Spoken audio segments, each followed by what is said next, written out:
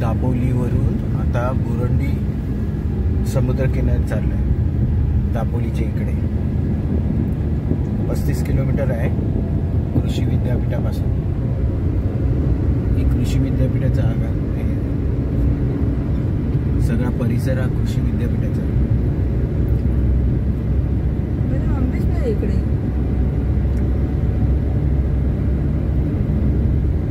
पुढे जाऊन राईट.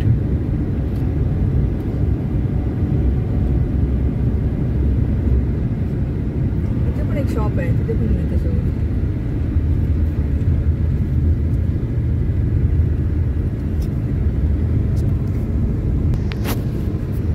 दापोलीला अनुमा वाईनच्या शोधात निघालो आहोत. कोळथरेच्या इथे आहे म्हणून सांगितले. भरपूर होमस्टे आहेत ह्या रोडला, रिसॉर्ट आहेत.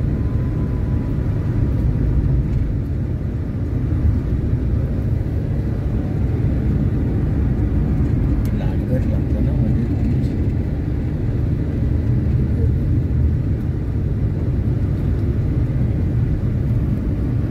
मनालीच्या मुलीचं लग्न कुठे झालं?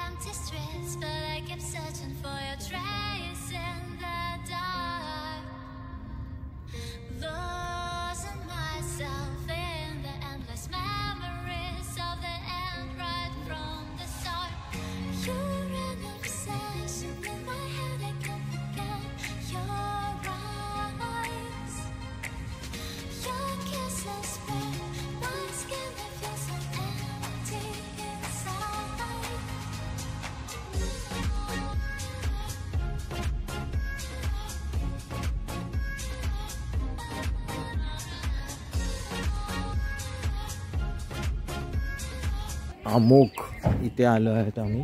आगोम आहे. आगोम इथे वाईन बनवतात म्हणून आलं.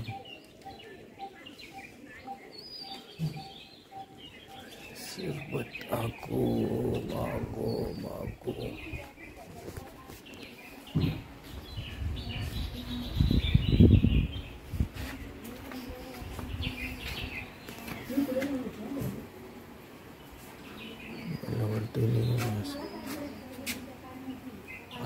आमरस पाहिजे का तुला? अच्छा, आम्ही एकदा टी व्हीवर ना व्हिडिओ हे बघितलं यूट्यूबवर. अच्छा, तुम्ही वाईन बनवतात म्हणून. हां, माधव शेट आहेत. कोणती होती वाईन तुम्हाला? करवंदाची वाईन आहे ना? कुठली वाईन बनवतात? त्यांच्याकडे करवंद आहे. अच्छा, वेगवेगळे आहे. आंबा, पिक्का आंबा, फणस, जांभूळ. हां हां हां. आणि कसे आहेत ते? सध्या वाईन कॉस्ट काय आहे? वाईनची किती एमएलची बाटली आपली ती? मागे दिली किती रुपये 400 रुपये ना 400 रुपयाला 400 रुपयाची आहे. किती ml ची आहे ती रेग्युलर बाटली येते ना आपली छोटी तिची मोठा तो खंबा असतो तो नाही रेग्युलर होतो ना वाईनच्या बाटल्या काचेच्या. नाही मला पण नाही माहिती जास्त. आता इथे ठेवत नाही तुम्ही? नाही इथे औषधच आहे ना. हां हां हां समोर नसतं आपल्याकडे. मग ते कुठे जावं लागतं? तर मला हवेचं त्यांना बोलून घेतो खाली म्हणजे माहिती वरती असते त्याची घरी. अच्छा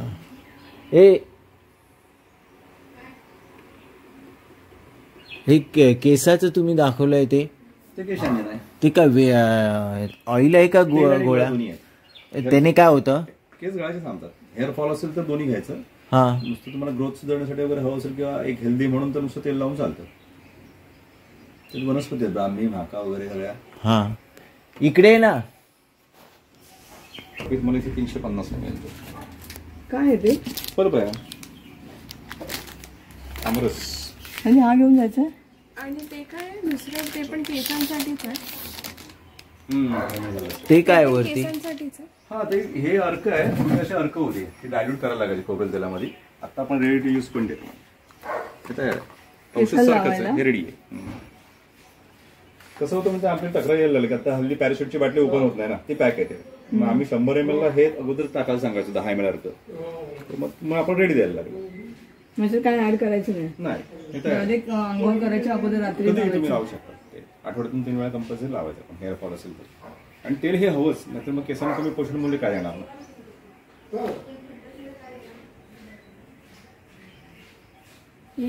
आणि शॅम्पू कोणता वापरतो? शॅम्पू तर मेडिकेटेड आहे म्हणजे ते डोरमॅटने दिलेलं. आम्ही ते वापरत नका सांगतो कोणताच. अगदी आयुर्वेदिक पण नसतो. आयुर्वेदिक शॅम्पू कधी बनत नाही. रामदेव बाबांचं पण आहे. पण तुम्हालाही माहिती आता वनस्पती अशी कुठलीच सेंटेड नाही आयुर्वेदामध्ये. आणि फेस देणारे पण नाही. तिथे रिठा असतात मुबलक प्रमाणात नसतात. कुठेतरी एखादं झाड असतं. त्याच्यामुळे सगळे जेवढे शॅम्पू आले आयुर्वेदिक सुद्धा केमिकलनीच फेस काढतात. मग शॅम्पू लावायचंच नाही. आम्ही शिकेकाई साबण सांगतो लावाय म्हणजे महिन्यातून तुम्ही एकदा लावलं. शिकेकाई पण हल्ली येत नाही. तो शिकेकाई येतो ना विप्रो आणि गोदरेज कंपनीमध्ये. विप्रोचा येत नाही. गोदरेजचा येतो. गोदरेजचा वापरा. विप्रोचा चांगला असतो ना. महिन्यातून तुम्ही एकदा लावलं तरी चालेल शॅम्पू. पण आठवड्यातून हे तेल माझा मोबाईल तुझ्याकडे बोलला की असं आहे तुला आम्हाला माहितीच नाही. म्हटलं आम्हाला पण माहित नव्हतं. युट्यूबवर आल्यावर समजलं. थोडं थोडं होतंय. सुरुवातीला फार मोठं लायसन असायचं. तुम्ही भांडून 10,000चं एक मिळवलं. आता विकायची जी नियम आहेत ते सुद्धा फार अडचणीचे आहेत. ते होती पहिल्यांदाच काहीतरी घडतंय असं. माझा प्रयत्न असा होता की छोटे छोटे वायनरी तिकडे तिकडे. पण तुम्ही असं ट्रेनिंग घेतात का? कालच झालं. अच्छा घेतलं. 6 तारीख 300च्या वर लोकांना शिकवलं. इकडे इकडे हो इथे माझ्या वायनरीवर वेगवेगळ्या ठिकाणी केलं. मालवणला केलं, गुहागरला केलं, ठाण्याला केलं. मग बंद केलं का माझे 3-3 दिवस मोडायला लागले. दापोली विद्यापीठातर्फे नाही करू शकत? इथे विद्यापीठाचं काय मला माहिती. पण सामान्यपणे मी जी पद्धत दाखवतो ना ती तुम्हाला महाराष्ट्रात कोणी दाखवणार नाही. म्हणजे प्रत्यक्ष आता मला परवाना मिळाले. जसं घरी वाईन करतो ना विशेष करून गोव्याला वगैरे करतो. ख्रिश्चन समाजात तुमचे कोणी मित्र असतील ना ख्रिश्चन लोकांना ते घरी वाईन करतात. आणि त्यात 2 भाग आहेत कॅथलिक आणि प्रोटेस्टंट असं काहीतरी. त्यातला एक समाज हा वाईनला धार्मिक पेय मानतो. त्यांचा ख्रिसमस वाईनशिवाय होत नाही. लग्न कार्य बरोबर. ते ज्या पद्धतीने घरी करतात ना ती पद्धत मी घेतली. म्हणजे नाशिकला जाऊन तुम्ही ज्या मोठ्याल्या टाक्या बघता आणि ती जी काही व्यवस्था सगळी हल्लीच्या भाषेत इन्फ्रास्ट्रक्चर बघता. कोणीही माणूस ते मी करीन म्हणून परत येत नाही. हे आपले काम नाही म्हणूनच सगळे परत येतात. मोठी इन्व्हेस्टमेंट आहे. फारच होतं म्हणजे 5 कोटी 7 कोटी असलं. पण मी शासनाला सांगितलं की बुवा काही छोटे छोटे जशी बघा हॉटेलमध्ये 3 स्टार 5 स्टार 7 स्टार आहे का नाही. पण टपऱ्या पण आहेत ना खेडेगावात. काय छोटी हॉटेल आहेत ना. किंवा अक्षय दापोलीत आता 3 स्टारवाले आले दापोली. तोपर्यंत नव्हतेच ना. असा व्यवसाय असेल तसं कोणी दुकान टाकील ना. तुम्ही सांगितलं त्या खेडेगावात 3 स्टार हॉटेल घाला तर कोण घालणार नाही. पण ते ऐकलं सरकारने, 1-2 लहान टप्पे केले. पण पुढे आता अडचणी काय तो सांगणारा मी पहिला माणूस आहे. कोणाचीच नाही 10,000 वाली. आणि द्राक्ष सोडून फळांची पण कोणाची नाही. 1-2-4 फळांच्या करणारे 2-4 आहेत महाराष्ट्रात, नाशिक. डाळिंब कोणी करतं, कोणी काय चिकू करतं, कोणी अननस करतं. पण मुळात माझं लक्ष कोकणातल्या फुकट जाणाऱ्या फळांवर होतं. करवंद, फणस, जांभूळ पडून जातात नाही. काजू बोंडू एवढा प्रश्न आहे काजू बोंडूचा. आम्ही हल्ली सिक्कीमला गेलेलो, तिथे बऱ्याच ठिकाणी करतात. हे उदाहरण तेच देतो. हिमाचलमध्ये, तिकडे सिक्कीममध्ये, इकडे कर्नाटकमध्ये फ्री आहे वाईन. कोणी विचारायला जात नाही. किंबहुना तेवढंच अल्कोहोल असलेलं आयुर्वेदिक असं कुठेही विकलं जातं. हे थोडासा गैरसमज आहे, थोडीशी भीती आहे. शासनाला शेवटी कसं असतं की एखादा निर्णय घेतल्यावर मागच्या वेळी बघा वाईन किराणामध्ये विकायला परमिशन दिलं, अख्ख्या महाराष्ट्रात गजोरळ. हे विरोधी पक्षवाले आहेत नाही, थोडी त्यांची मानसिकता बोंबाबोंब करायची. खेळचे म्हणजे आपले योगेश दादा पण माझ्यासोबत आहेत, म्हणजे सगळेच आहेत. आपले चिपळूणवाले शेखर निकम, आता त्यांनी स्वतःचा अर्ज केले. वाईन त्यांना करायची होती. ते मला नुकतेच मी त्यांना पत्र फोन आला होता, काय मुद्दे आहेत तिथे नवीन आता अडचण निघताना. मला ते शक्य नाही, म्हणजे आता जे नियम पाळून मी विकूच शकत नाही. मला तुमच्या खेळला ऑफिस आहे त्या कुंभारवाड्यात, तिथनं त्याचे आणि मागणी किती आहे. ह्या वस्तूला आज बाजारात विक्री नाही. म्हणजे ज्या दुकानात दारूच्या वाईन विकली जाते तिथे दिवसाकाठी 100 बाटल्या गेल्या समजा, त्यातल्या 98 दारूचे असतात, मी 2 वाईन घेतली. जोपर्यंत हे दारूच्या दुकानात विकते हे विकलं जाणार पण नाही. तर ह्या गोष्टी समजावून सांगितलं, कधीतरी संधी मिळेल. अजितदादांना तेव्हा भेटलो होतो, मग झाले शंभूराज देसाई, त्यांना भेटलो होतो. त्यांच्या मनात आहे, पण ते काय नेमकं ते सांगायला हवं ना. हल्ली ते फ्रूट वाईन देतात ते वेगळं आहे का? हेच ते म्हणजे आता ते काय मला पण ते थोडा सुरुवातीला राग आला. ते केक शॉप मध्ये येतात, राग आला मला. का तर द्राक्ष हे फळच आहे ना, द्राक्षाची ती वाईन नाही, बाकीची फ्रूट वाईन असा दुजा भाव का सक्क सावत्र का. आमची काही फळं नाहीत, करवंद काही फळ नाही. थोडंसं आहे ते काय मला माहित नाही. पण कदाचित आता थोडासा एक मुद्दा माझ्या असा लक्षात आला की नाशिकहून 4 मंडळी इथे आले मला शिकवत होते. तेव्हा मला शंका आली होती, अरे नाशिकवाले माझ्याकडे का आले. दुसरा एक नवीन त्या वयाचा नवरा बायको दोघं आले होते शिकायला जांभूळ, ते त्या आदिवासी भागात ते तिथं त्यांना काही काम करायचं होतं, जांभळाची वाईन. मग माझ्या आत्ता लक्षात आलं, एकाला लायसन मिळालं पण मी पण त्याला मदत केली. पण तिथे वाईन बनवणारा त्याला कोणी मिळेल ना. आता जे मोठे वाईनरी असतात ना मालक, ते कोणी वाईन करत नाही. त्यांच्याकडे एक माणूस ठेवलेला असतो, वाईन मेकर म्हणतात त्याला, पगारी असतो, साधी माणसं असतात. तर तसा त्याला हवा होता म्हणून मी तिथल्याच एका माणसाचं नाव सुचवलं. तो म्हणतो मला द्राक्ष सोडून बाकी काय नाही माहिती. हा फरक मीच आहे तुझी एवढे 20 फळांच्या किंबहुना आता मला कळले काय नेमकं ते कुठलंही फळ आहे काय नाही होणार वाईन. प्रश्न असा असतो की ते जे तयार केलंय त्याला गिराईक झालं पाहिजे ना, आवडलं मार्केट पाहिजे. परवा हा माझा शेजारी मुलगा माझ्या पाठीला लागला, आपण शाळेच्या पाण्याची करूया, मी शाळी देतो. म्हटलं पाड दे, मी करतो. मार्केट काय 2 लिटर गेले नमुना. आता ती कशी बनते ते समजायला 1 वर्ष जाते. तिथे सगळं पुरं व्हायला, चांगली मॅच्युअर व्हायला, सगळे क्रिया व्हायला 1 वर्ष जातं. तेव्हा ते मी 4 लोकांना देणार. ते म्हणाले बा मी 400-500 रुपये देऊन घेईन, ते करायची नाही तर हौस झाली, बाद झालं. तसा एक इथला कोकणसवाला माझ्या मागे लागला. इथे मुलगा गेला, मी कोकणस विकणार नाही, मला वाईन म्हटलं करू. कोकणासाठी केले. आता ती वाईन तर झाली, ती लोकांना आवडली पाहिजे. काही गोष्टी काय असतात त्याला तुरटपणा येतो, कोकणाला कडूपणा येतो, गिरमीर असते ना, थोडं वेगळी चव असते. नेमकं काय होतंय. पण मुद्दा काय की एखाद्या माणसाला, शेतकऱ्याला, याच्या जागेत किंवा आजूबाजूला गावात फुकट जाणारी जी फळं आहेत त्याची त्याला वाईन करून त्याच्या जोडधंदा पाहिजे. एवढं छोटं पाहिजे. जसं तुम्ही म्हणालेत ना हिमाचल प्रदेशने सिक्कीम आणि इकडे आहे सगळे जण करतात. तिकडे सिक्कीम मध्ये घराघरात करतात. आणि तुम्हाला त्यातला दुसरा बारकावा सांगतो. चहा जरी प्रत्येक घरात बनत असला तरी प्रत्येकाच्या घरच्या चहाची चव वेगळी. किंबहुना एका घरातल्या तिघांनी केलेला चहा वेगळा त्याच्यातच मजा असते. तुम्हाला एकाच चवीचं काही वस्तू बाजारात आता वडापावची चव पुण्यात जा कुठेही सारखी तुम्ही कंटाळले असते खाऊन आहे का नाही. मजा त्याच्यात येतं. त्याच्यामुळे कितीही जणांनी वाईन केली तरी प्रत्येकाच्या वाईनची चव आवडणारी गिराईक त्याला मिळणार. हॉटेलवर दाखवली 50 आहे. प्रत्येकाचं हॉटेल ठरलेलं असतं. मला इथलं आवडतं, मला तिथलं आवडतं. आपण म्हणू शकत नाही ना. त्याची त्याची मर्जी. आम्ही सुला वाईन 3 ठिकाणावरून घेतली. एकदा पुण्याला घेतली, गोव्याला घेतली, दुसरीकडे घेतली.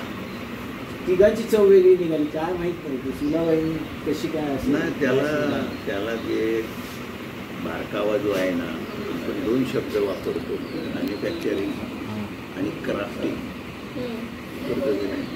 ते काय आहे म्हणजे जसं सिनेमाचा खेळ म्हणतो आणि नाटकाचा प्रयोग म्हणतो. प्रशांत दामलेंनी 1500 वेळा काम केलं तरी 1500 एक वेळेला त्या मंचावर त्या दिवशी काय घडेल तो प्रयोग. सिनेमा काय बटन दाबले की रेडं फिरतात दिसतंय ते काय फरक पडत नाही. हे तसं आहे. तुम्ही आज केलेली ह्यानी आमटी, उद्या केलेली आमटी. आता ह्यांची म्हणून एक चव असते त्याच्यात पण थोडं 19-20 होतं ना. तसं आहे. आणि हे मी कानाने ऐकलं. कुठे नाशिकमध्ये मधनं जायचा योग यायचा. ते मालक असे बोलत होते. इथून एवढं अंतर होतं. मी इकडं उभा होतो. गेल्या वर्षी आपली झाली तशी आता नाही झाली.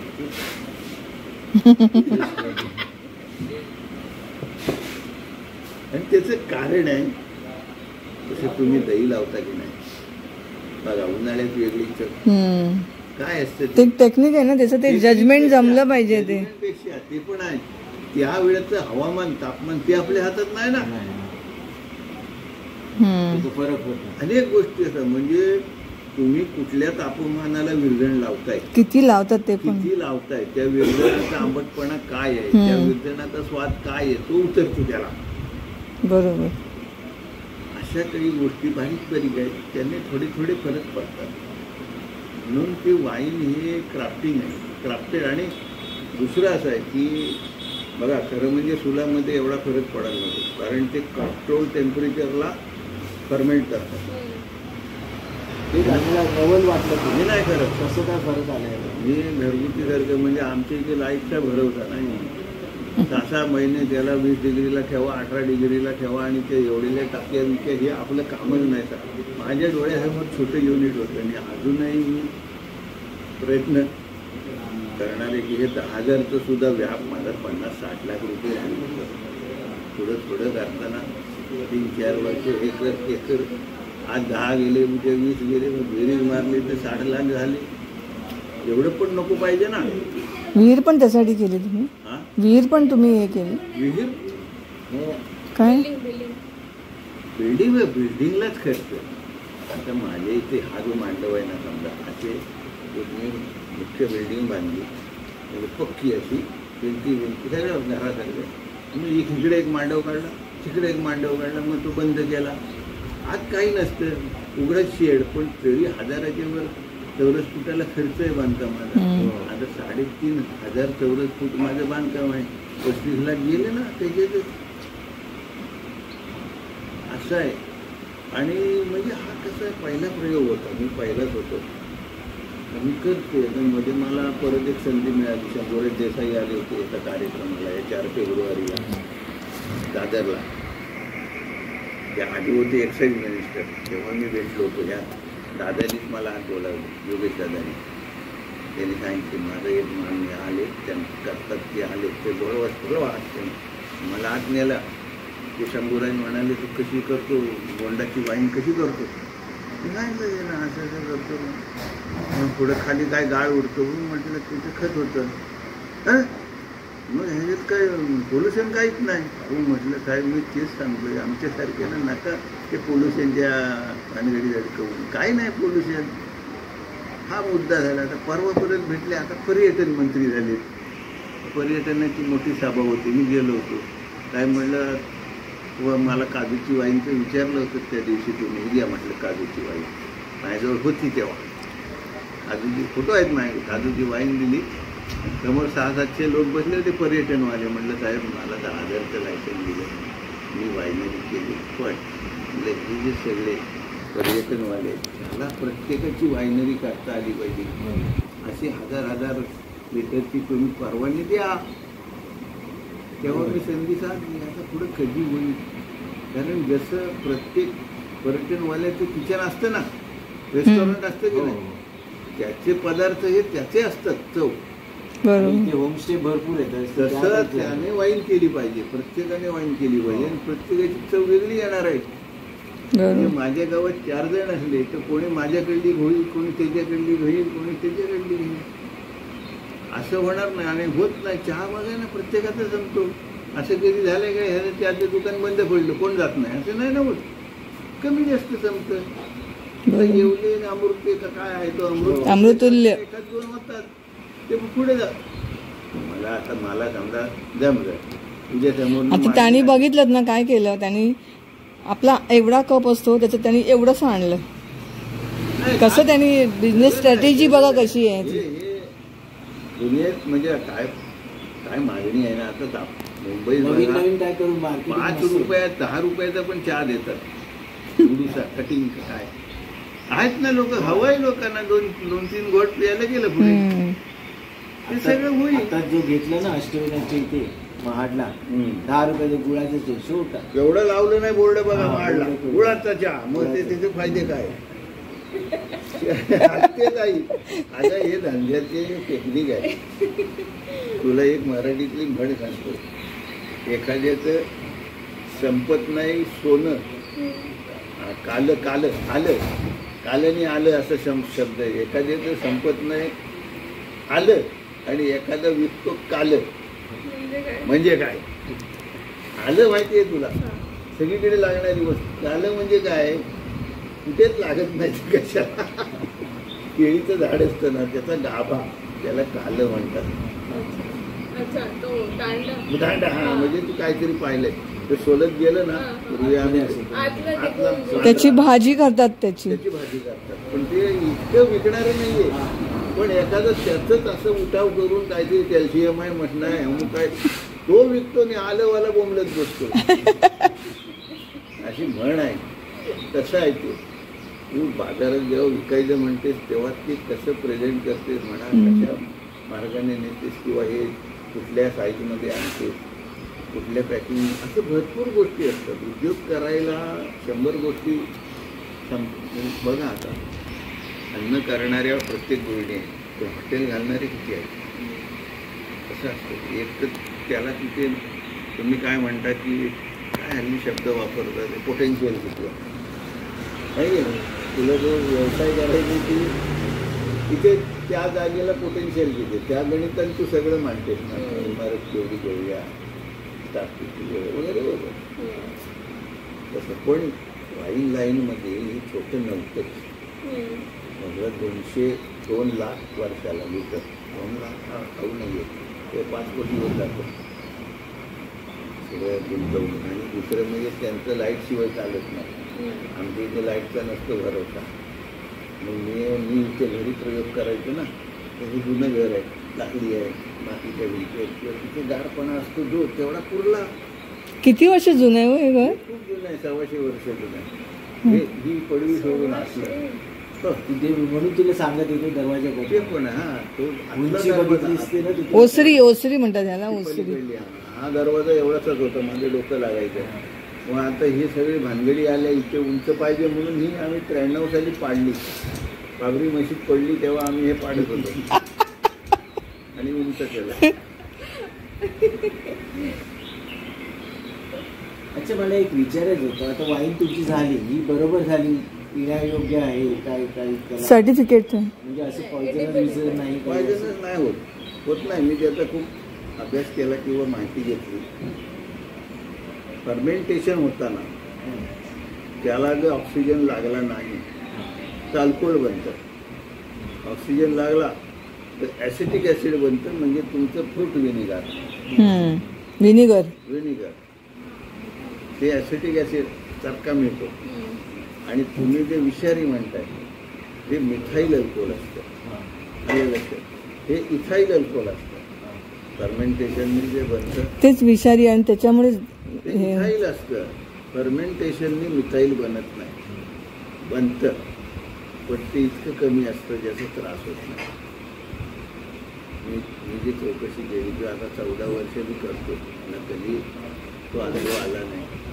कारण काम करताना वाईनचं जे एअर ट्रॅप वगैरे लावतात जी पद्धत आहे ते फर्मेंटेशन होताना त्याला ऑक्सिजन मिळून द्यायचा नाही, म्हणजे मग गडबड होत नाही. वाईन खराब होते म्हणजे आंबट होते, म्हणजे काय ऑक्सिडाईज होते आणि हे व्हिनेगार होतं. किंवा जे वाईन उघडली की बाटली ठेवू नका म्हणतात, वासच. त्याचं कारण काय, जसं तू चहा एकदा केलास आणि गार झाला आणि परत तापवलास तर तुला चव कळते ना. वडा एकदा तळलेला आहे, गार झाला नाही, गरम पाहिजे, परत टाकलास तर तो कळतं ना. ते आहे हे वाईन. तुम्ही एकदा उघडली, जेव्हा तुम्ही ओतता तेव्हा जेव्हा वाईन बाहेर येते तेव्हा ही हवा आत शिरते. आलं लक्षात. आता ह्या हवेत काय नाही, सगळं आहे, दुनिया आहे. हा हवा आपण बुच्चू लावणार तर फ्रीजमध्ये ठेवा. घरोघर फ्रीज आहे. फ्रीजमध्ये हे सगळे जंतू गप बसतात, मरत नाहीत. फ्रीजमध्ये किंवा अगदी फ्रीजमध्ये म्हणजे -20 गेली तरी जंतू मरत नाही. कसे ते नॉर्मलला आले की काम सुरू. तुझी आमटी फुगड जाणार, फ्रीजमधनं काढलीच नाही.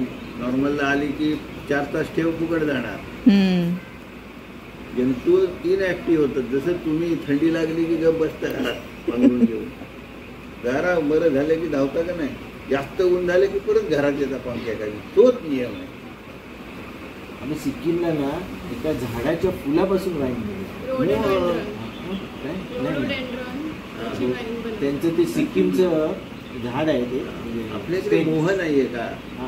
मोहाचं सुद्धा खूप चांगलं फूल नागपूरला मिळतात ते जास्त. मोह इथून पुढे रायगडच्या पुढे आणि तिकडे उत्तर महाराष्ट्रात भरपूर. महुआ मी केले वाईन त्याची. पण तो कसं आपला महुआ कसं मादक आहे ना, म्हणजे वास घेतला तरी समजेल. यांचं तसं नाही, वासच नाही त्याला त्या सिक्कीमच्या फुलाला. आता आपल्या रानात कितीतरीची फळं आहेत.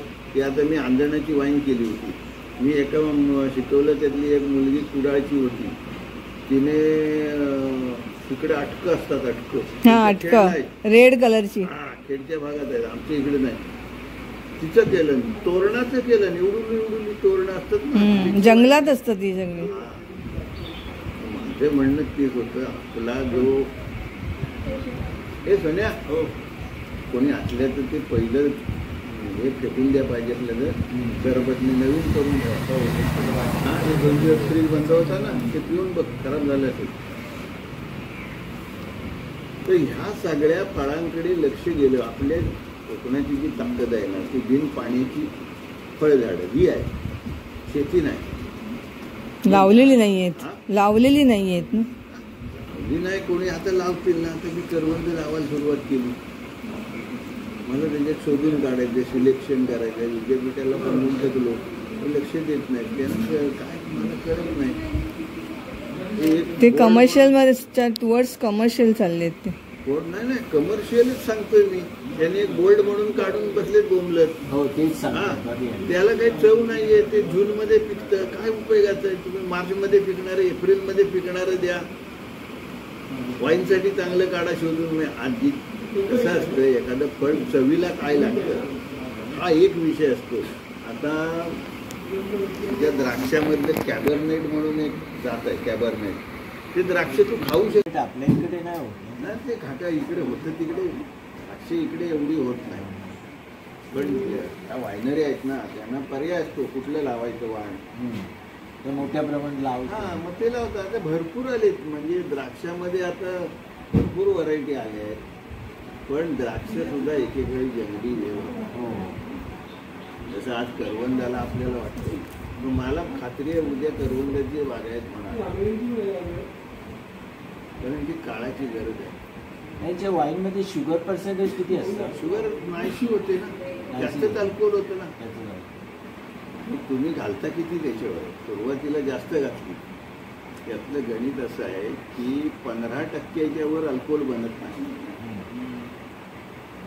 तुम्ही 8% अल्कोहोलने कोविड पळवलं. सॅनिटायझर 8% अल्कोहोल, वाटली 8% अल्कोहोलने कुठलाही जंतू सामान्यपणे राहत नाही, पण कोविडसाठी वापरलं गेलं. वाईनमध्ये 9 ते 14% असतं, आणि जे जंतू अल्कोहोल बनवतात तेच मरतात. 15% अल्कोहोल झाले की जगू शकत नाही. म्हणून फर्मेंटेड अल्कोहोल 15च्या वर होत नाही. आता 15 होतं म्हणजे दुसरं शास्त्र असं आहे की असलेल्या साखरेच्या 55% अल्कोहोल होतो. आलं लक्षात? असलेल्या साखरेच्या 55%. निम्म. 15 होऊ शकतं ना. 15 दुणे 30 आणि वजा थोडंसं, म्हणजे 25-26 ब्रिक्स म्हणतात त्या साखरेच्या. ब्रिक्स मोजतात, एक एवढा मीटर असतो असं बघायला साखर किती आहे. तर ती 24-25 आपण ठेवली ना मूळ गोडी रसाची, ती त्याच्यात साखर उरत नाही, सगळं अल्कोहोल होतं. ज्याचं होत नाही त्याला स्वीट वाईन म्हणतात. म्हणजे मग सुरुवातीला साखर जास्त तुम्हाला पिकलेलीच फळं अशी वापरतात. कच्चीची वेगळी होईल ना, कच्च्या फळाची वेगळी. ती टेस्ट पण वेगळी आहे. वाईन कशाची होणार नाही असं नाही हो. आयुर्वेदाची असवती मुळं थोडं पानं पिळं सगळं शेकून काढते. त्याचं होतं का नाही, पण ते नागदाबून पियायला लागतं, कारण त्यानं चव नाही, त्यानं वास आहे, तुरट अमुक तमुक, मग ते नागदाबून पियायचं. आपल्याला मस्त मस्त करायचं आहे. मग आपण फळं घेतो, मग त्या फळामध्ये सिलेक्शन कुठल्या फळाची असं आहे. किंवा मग आता किवीची वाईन असते ना, मला एखाद्या प्यायला दिलं, मला खूप आवडली. रंग पण मस्त होता. किवी फ्रूटची 200 रुपये किलो. 200 रुपये किलोने मी पुण्यातनं किवी आणली, त्याची वाईन केली ना, त्याला रंग ना त्याला स्वाद. आणि सुरुवातीला मी जुन्या बाटल्या आणून धुवून सोडून वापरायचो. मी प्रत्येकाची लेबलं वाचत असायचो, कारण मला ती पुढे लेबलं करायची होती ना. काय लोक लिहितात, बाटली आली हातात की त्याच्या बाटलीवर लिहिलेलं होतं परमिटेड कलर अँड फ्लेवर, म्हणजे खोटा रंग. मला ते करायचं नाही. मी त्याच्यावर फुली मारली, म्हटलं किवीला राम नकोच ते आपल्याला. पण तिथे कोणी म्हणाला 2000 लिटर हवी, मी करीन ना. मी त्याला सांगणार बाबा रे हे असं आहे, म्हटलं तर घे, मी रंग घालणार नाही. फसवून लोकांना करायचं आहे काय, उगाच आपलं दाखवायचं मला आवडत नाही. म्हणजे त्या दिवशी प्रामाणिकपणे सांगायचं, हा ओरिजिनल रंग आहे, हा स्वाद काय आलाय तो बघ, आवडले तर घे, नाही तर रांगा. मला बाकीची फळं भरपूर आहेत ना. माझ्या करवंदाला रंग आहे, त्याचे औषधी गुण आहेत. जांभळाला केलं तर खूप डिमांड येईल असं वाटतं मला. फणसाला म्हणजे प्रत्येक फळाला स्वाद आहे ना. ज्याला आवडेल त्याने घ्यावं. एखाद्याला फळच आवडत नाही, एखाद्याला आवडतो. पपया आहे. फणसाची पण आम्ही गाठ बघत होतो की मेच्या अगोदर मिळत नाही. काय फणस मेच्या एप्रिल मेच्या महिन्यात. आपल्याकडे बरेचसे सगळी फळं उशिरात आहे. हो, मेच्या नंतर येतो आणि तो सडतो. थोडं पूर्वी लवकर यायचं. म्हणून माझं आता मला मी मार्च एप्रिलमध्ये पिकणारी आहे व्हरायटी म्हणून एकानं सांगितलं, ते आणून लावले 4-5 झाड. तिथे यांच्याकडून शिंदे नर्सरी. शिंदे नाही, इथे आपल्या प्रिया नाही का, तिथे कोकणात नर्सरी चालू केली होती. हो, नर्सरी 1000 त्यांनी सगळ्या इकडून आणलेले आहे. केरळची एक व्हरायटी आहे, होते म्हणतात, अर्ली व्हरायटी होत नाही, पण इथे एप्रिलच्या 15 तारखेपर्यंत, अगदी 30 तारखेपर्यंत, मेच्या 10 पर्यंत. कारण 10 मे नंतर सगळंच पिकतंय हो.